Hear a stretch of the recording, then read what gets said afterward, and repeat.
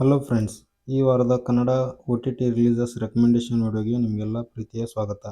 ವೀಕೆಂಡಲ್ಲಿ family ಜೊತೆ ಕೂತು movie ನೋಡಬೇಕು ಅಂತ ಅಂದ್ಕೊಂಡಿರೋರಿಗೆ ಅಂತಾನೆ ಈ ವಿಡಿಯೋ. ಬನ್ನಿ ತಡ ಮಾಡದೆ ವಿಡಿಯೋ ಸ್ಟಾರ್ಟ್ ಮಾಡೋಣ. ನೀವು ನಮ್ಮ ಚಾನಲ್ಗೆ ಹೊಸದಾಗಿ ಬಂದಿದ್ದರೆ ಸಬ್ಸ್ಕ್ರೈಬ್ ಮಾಡಿ, ಹಾಗೆ ಒಂದು ಲೈಕ್ ಕೊಟ್ಟು ಕಂಟಿನ್ಯೂ ಮಾಡಿ. ನಮಗೂ ಇನ್ನಷ್ಟು ಕಂಟೆಂಟ್ ನಿಮ್ಮ ಮುಂದೆ ತರೋದಕ್ಕೆ ನಿಮ್ಮ ಪ್ರೋತ್ಸಾಹ ತುಂಬ ಮುಖ್ಯ. ಕನ್ನಡಿಗರನ್ನ ಬೆಳೆಸಬೇಕು ಅಂತ ಹೇಳ್ತಾ ಈ ವಿಡಿಯೋನ ಸ್ಟಾರ್ಟ್ ಮಾಡೋಣ. ಮದರಾಸಿ ಇದು ಮೊರಗ್ ಅವರ ಕಥೆಯಾಗಿದ್ದು, ಇದಕ್ಕೆ ಮೇನ್ ಲೀಡ್ ರೋಲ್ಗಳಲ್ಲಿ ಶಿವಕಾರ್ತಿಕೇಯ ಅವರು ಹಾಗೆ ನಮ್ಮ ಕನ್ನಡದ ಬೆಡಗಿ ರುಕ್ಮಿಣಿ ವಸಂತ ಅವರು ಕಾಣಿಸಿಕೊಂಡಿದ್ದಾರೆ. ಅನಿರುದ್ಧ್ ಅವರ ಮ್ಯೂಸಿಕ್ ಕೂಡ ಈ ಸಿನಿಮಾಗಿದೆ. ಅನಿರುದ್ಧ್ ಅವರು ಅಂದರೆ ಮ್ಯೂಸಿಕ್ ಬಗ್ಗೆ ಕೇಳಬೇಕಾ? ಅವರು ತಮ್ಮ ಕೆಲಸನ ತುಂಬ ಚೆನ್ನಾಗಿ ನಿಭಾಯಿಸಿದ್ದಾರೆ. ಇನ್ನು ಸ್ಟೋರಿ ಲೈನ್ ಕಡೆ ಬರೋದಾದರೆ, ಇಲ್ಲಿನ ಮೇನ್ ಕ್ಯಾರೆಕ್ಟರ್ ರಘು ಹಾಗೆ ಮಾಲಿನಿ. ರಘು ಅಂದರೆ ಶಿವಕಾರ್ತಿಕೇಯ ಅವರು. ರಘು ಅವರಿಗೆ ಒಂದು ಮಾನಸಿಕ ಸಮಸ್ಯೆ ಇರುತ್ತದೆ. ಅದು ಅವರ ಚಿಕ್ಕ ವಯಸ್ಸಿನಲ್ಲಿ ಅವರ ಫ್ಯಾಮಿಲಿಗೆ ಆಗಿರೋ ಒಂದು ಇನ್ಸಿಡೆಂಟಿಂದ ಆ ಡಿಸಾರ್ಡರ್ ಬಂದಿರುತ್ತೆ. ಆ ಡಿಸಾರ್ಡರ್ ಏನು ಅಂದರೆ, ಯಾರಿಗಾದರೂ ಪ್ರಾಬ್ಲಮ್ ಇರೋದನ್ನು ರಘು ನೋಡಿದರೆ ಅವನಿಗೆ ಅವರೆಲ್ಲ ತನ್ನ ಫ್ಯಾಮಿಲಿ ಮೆಂಬರ್ಸ್ ಅಂತ ಇಲ್ಯೂಷನ್ ಕ್ರಿಯೇಟ್ ಆಗ್ತಿರುತ್ತೆ. ಅವರನ್ನು ಕಾಪಾಡೋಕ್ಕೆ ರಘು ಎಷ್ಟು ಎಕ್ಸ್ಟ್ರೀಮ್ಗಾದರೂ ಹೋಗ್ತಾನೆ. ಇದೇ ಮಾಲಿನಿಗೆ ಕೂಡ ಇಷ್ಟ ಆಗೋದು. ಇಬ್ಬರಿಗೂ ಲವ್ ಕೂಡ ಆಗುತ್ತೆ. ಹಾಗೆ ಒಂದು ಇನ್ಸಿಡೆಂಟಿಂದ ಬ್ರೇಕಪ್ ಕೂಡ ಆಗಿ ಮಾಲಿನಿ ರಘುವಿಂದ ತುಂಬ ದೂರ ಹೋಗ್ತಾಳೆ. ಇನ್ನೊಂದು ಕಡೆ ಇಬ್ಬರು ದೊಡ್ಡ ಗ್ಯಾಂಗ್ಸ್ಟರ್ಸ್ ಇರ್ತಾರೆ. ಅವರ ಮೇನ್ ಇಂಟೆನ್ಷನ್ ಬಂದು ತಮಿಳುನಾಡು ಪೂರ್ತಿ ಗನ್ಗಳನ್ನ ಸಪ್ಲೈ ಮಾಡೋದು. ಇನ್ನು ಇದನ್ನು ತಡೆಯೋದಕ್ಕೆ ಅಂತಲೇ NIA ಅನ್ನೋ ಒಂದು ರಾ ಏಜೆನ್ಸಿ ಕೂಡ ಇರುತ್ತೆ. NIAದವರು ಗನ್ ಸಪ್ಲೈ ಆಗೋದನ್ನು ತಡೆದ್ರ ಹಾಗೆ ಇಲ್ಲಿನ ಆಫೀಸರ್ಗಳಿಗೂ ರಘುಗೂ ಏನು ಸಂಬಂಧ, ಹಾಗೆ ಇಲ್ಲಿನ ವಿಲನ್ಗಳು ಅಂದ್ಕೊಂಡ ಹಾಗೆ ಗನ್ ಸಪ್ಲೈ ಆಯ್ತಾ ಅನ್ನೋದನ್ನೆಲ್ಲ ನೀವು ಸಿನಿಮಾ ನೋಡಿನೇ ತಿಳ್ಕೊಳ್ಬೇಕು. ಇನ್ನು ಇದೊಂದು ಡೀಸೆಂಟ್ ಅನುಭವನ ಕೊಡುವಂಥ ಸಿನಿಮಾ. ಇಲ್ಲಿ ಅಲ್ಲಲ್ಲಿ ಸ್ವಲ್ಪ ಲ್ಯಾಗ್ ಅಂತ ಅನಿಸುತ್ತೆ. ಓವರಾಲ್ ಆಗಿ ಹೇಳಬೇಕಂದ್ರೆ ಇದೊಂದು decent to good watch cinema. ಹೋಗಿ ನೋಡಿ, ಪ್ರೈಮ್ ವಿಡಿಯೋದಲ್ಲಿ ಸಿಗುತ್ತೆ. ನೆಕ್ಸ್ಟ್ ಬಂದು ಮಿರಾಯ್. ಇದು ಕಾರ್ತಿಕ ಘಟ್ಟಂನೇನಿ ಅವರ ನಿರ್ದೇಶನದಲ್ಲಿ ತೇಜ ಸರ್ಜಾ ಅವರು ಹಾಗೆ ಮನೋಜ್ ಕುಮಾರ್ ಮಂಚು ಅವರು ಮೇನ್ ರೋಲ್ಗಳಲ್ಲಿ ನಟಿಸಿರುವಂಥ ಸಿನಿಮಾ. ರಿತಿಕಾ ನಾಯಕ್, ಶ್ರೇಯಾ ಶರಣ್, ಜೈರಾಮ್ ಮತ್ತು ಜಗಪತಿ ಬಾಬುರಂತಹ ಹಿರಿಯ ಕಲಾವಿದರ ತಾರಾಗಣನೆ ಈ ಸಿನಿಮಾದಲ್ಲಿದೆ. ಮಿರಾಯ್ ಇದೊಂದು ಆ್ಯಕ್ಷನ್, ಅಡ್ವೆಂಚರ್ ಹಾಗೆ ಫ್ಯಾಂಟಸಿ ಸಿನಿಮಾ ಇದಾಗಿದೆ. ಇಲ್ಲಿರುವ ಮುಖ್ಯ ಪಾತ್ರಧಾರಿ ಸೂಪರ್ ಯೋಧ, ಅದೇ ತೇಜ ಸರ್ಜಾ ಅವರು.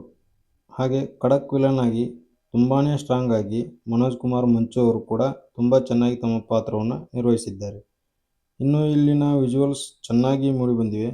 ಸಿನಿಮಾ ನೋಡಬೇಕಾದ್ರೆ ವಿಜುವಲಿ ಎಲ್ಲೂ ಕೂಡ ಬೋರಿಂಗ್ ಅನ್ನೋ ಥರ ಅನಿಸಲ್ಲ.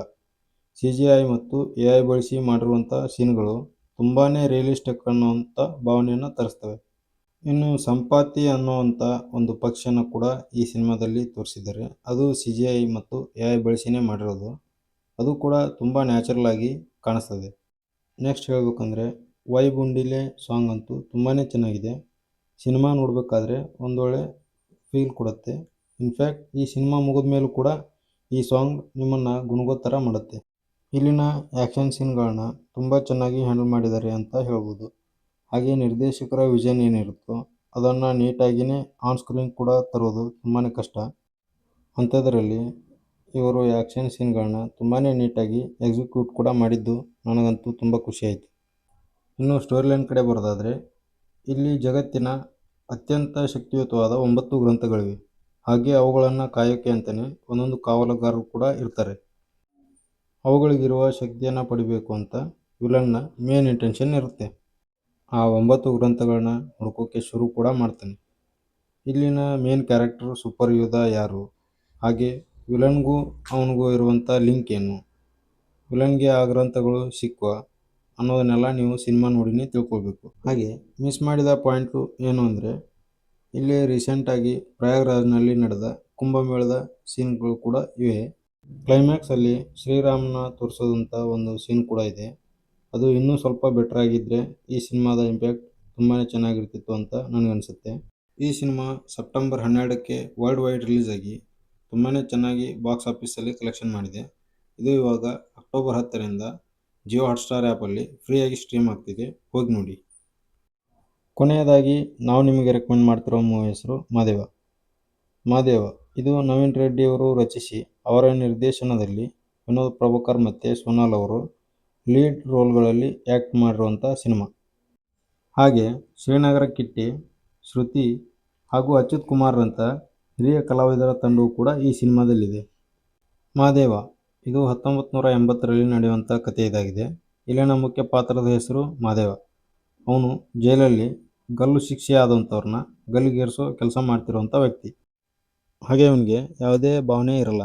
ಅದಕ್ಕೆ ಅಂತಾನೆ ಒಂದು ಬ್ಯಾಕ್ ಸ್ಟೋರಿನ ಕೂಡ ಇಟ್ಟಿದ್ದಾರೆ ಡೈರೆಕ್ಟರ್ ಅವರು.